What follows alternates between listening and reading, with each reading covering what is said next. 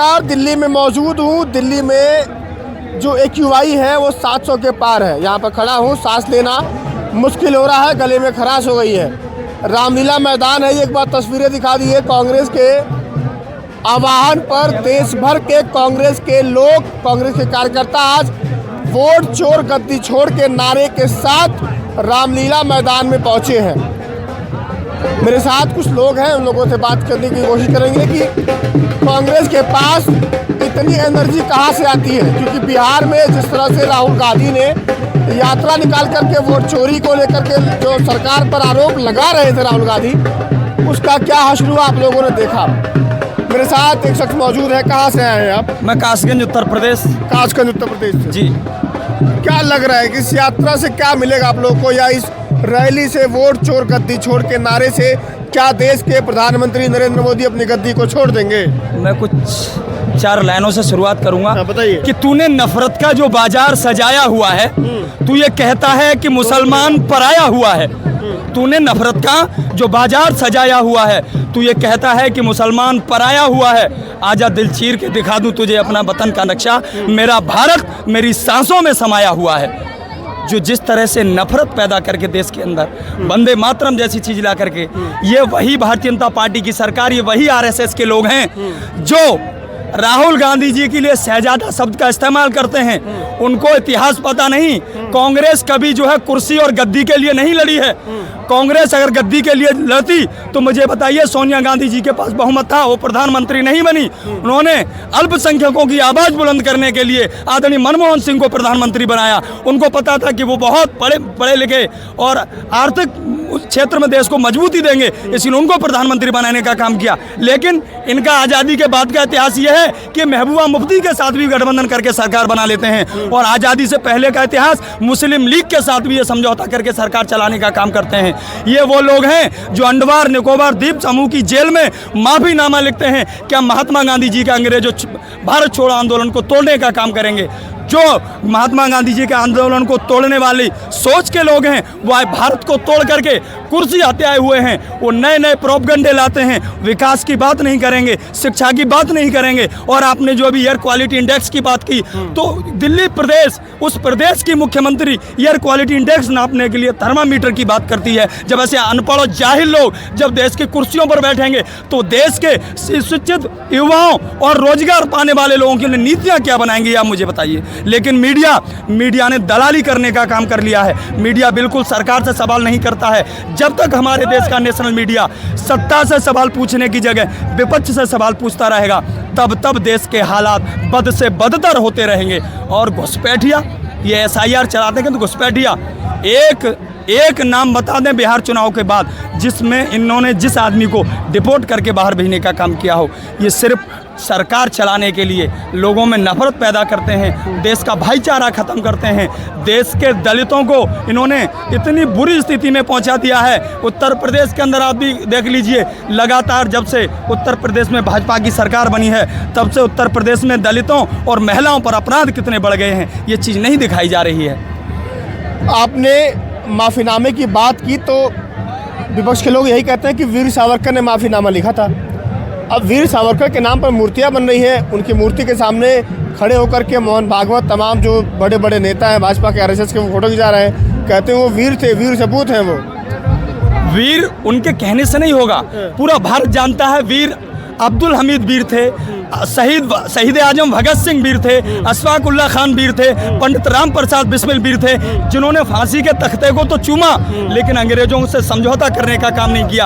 आपको पता होगा जब अशफाक उल्लाह खान जेल में बंद थे तो उनसे अंग्रेज अफसर ने कहा कि आप जो है पंडित राम प्रसाद बिस्मिल के खिलाफ गवाही दे दो, हम तुम्हें छोड़ देंगे। तो उन्होंने कहा नहीं, हुब्बल वतन में निस्वुल ईमान, अपने वतन से निस्बत रखना ये मुसलमान के ईमान का हिस्सा है, इसलिए मैं कभी देश के खिलाफ नहीं जा सकता, अपने वतन के खिलाफ नहीं जा सकता। लेकिन आज ये भाजपा के लोग उसी कौम के ऊपर ये कहते हैं कि आप हमें बताइए आप देशभक्त कैसे हो। तो हम इनके कहने से नहीं होंगे, हमें किसी के सर्टिफिकेट की जरूरत नहीं है। हमने आबे जमजम दिया, हमने गंगा दिया। हमने जमजम दिया, अबे गंगा दिया, इन्होंने भारत को दंगा ही दंगा दिया, और इन्होंने ख्वाब एक रंग के देखे मगर हमने इस हिंदुस्तान को तिरंगा दिया। हम तिरंगा देने वाले लोग हैं। ये वो लोग हैं जिन्होंने 52 साल तक आरएसएस की शाखा पर तिरंगा फहराने का काम नहीं किया। वंदे मातरम पर अभी सदन में बहस हो रही थी, आपने सुना होगा, और अमित शाह ने बोला, देश के गृह मंत्री हैं, उन्होंने बोला कि आरएसएस इस देश के लिए जान देने वाली संस्था है। गृह मंत्री जी घुसपैठिए की बात करते हैं। अगर उनके गृह मंत्री होते हुए देश में अगर घुसपैठ हो रही है तो पहले तो अगर वो नैतिक जिम्मेदारी लेते हैं तो उनको अपनी गृह मंत्री पद से इस्तीफा दे देना चाहिए। उनको शर्म आनी चाहिए। उनके पद बाहर संभालते हुए पुलवामा हो जाता है, पहलगाम हो जाता है, देश के अंदर भय का माहौल है। उनके होते हुए देश में आतंकवादी घुस आते हैं, लेकिन वो सदन में बैठ करके बातें बड़ी बड़ी करते हैं। और बात वंदे मातरम की रही तो आप मुझे बता दीजिए, आरएसएस, जनसंघ और भाजपा के लोग 4 नाम बता दें जिन्होंने वंदे मातरम को पढ़ते हुए फांसी के फंदे को चूमने का काम किया हो।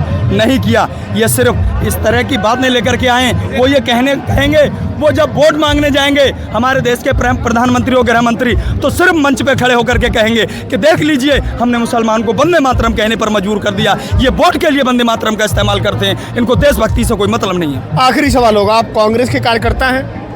मैं किसी पार्टी, मैं अगर पार्टी का कार्यकर्ता हूं तो समाजवादी पार्टी का मैं जिला प्रवक्ता हूं कासगंज से।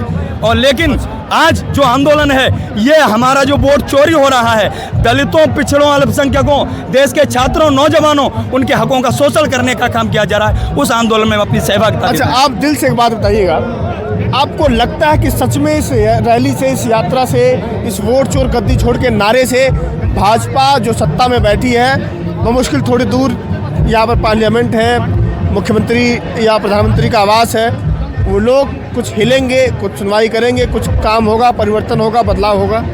हमारे देश का इतिहास है कि अगर जब अगस्त में जब फांसी लगाएगी अशफाकुल्लाह खान, राम प्रसाद बिस्मिल और इन सबको, तो देश आज़ाद नहीं हुआ। लेकिन आज़ादी की जो आग थी, जो देश के अंदर आज़ादी पाने की आग थी, वो जलियांवाला बाग कांड के बाद, वो इस कांड के बाद और तेज हुई। तो ऐसे आंदोलनों की ज़रूरत है। ये देश आंदोलन से ही तो आज़ाद हुआ है। ये माफीनामे या जुमलेबाजी से आज़ाद नहीं हुआ है। जो देश आंदोलन से आज़ाद हुआ है, उस देश में ऐसे आंदोलनों की ज़रूरत है। और आपने मेरी बात कही कि आप क्या करेंगे, तो मैं आपको एक छोटा सा एग्जाम्पल दूंगा। एक जंगल में एक चिड़िया थी और वो चिड़िया जंगल में आग लगी, तो आग जो लगी थी तो सारे जानवर उस जंगल को छोड़कर भाग गए। लेकिन वो चिड़िया अपनी चोंच से पानी डाल रही थी, तो लोगों ने पूछा कि आपकी एक चोंच पानी से क्या होगा? तो चिड़िया ने कहा, मैं जानती हूँ मेरी एक चोंच पानी से आग नहीं बुझ सकती, लेकिन जब इतिहास लिखा जाएगा तो मेरा नाम भागने वालों में नहीं बल्कि आग बुझाने वालों में होगा। तो हम इसीलिए आए हैं कि जब इतिहास लिखा जाएगा तो हमारा नाम सरकार के खिलाफ लड़ते हुए मरने वालों में होगा।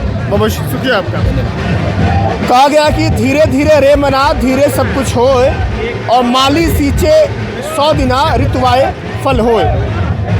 कांग्रेस पार्टी या कहें महागठबंधन जो है, इंडिया अलायंस है, वो धीरे धीरे रैलियों के माध्यम से, यात्राओं के माध्यम से धीरे धीरे अपना काम कर रही है। ये आपको ये जो तस्वीरें दिखाई दे रही है रामलीला मैदान के ग्राउंड की, लगातार रामलीला मैदान ग्राउंड भरता जा रहा है और ये लोग भी उम्मीद जगाए बैठे हैं कि एक दिन इस देश में क्या पता लोग एक क्रांति करेंगे, क्रांति, बदलाव की क्रांति होगी जहाँ पर शिक्षा की बात होगी, रोजगार की बात होगी, नौकरी की बात होगी, पढ़े लिखे नेता चुनकर सदन में आएंगे, उसकी बात होगी। बाकी आप लोग हमसे जुड़ जाइए। फिलहाल के लिए नमस्कार।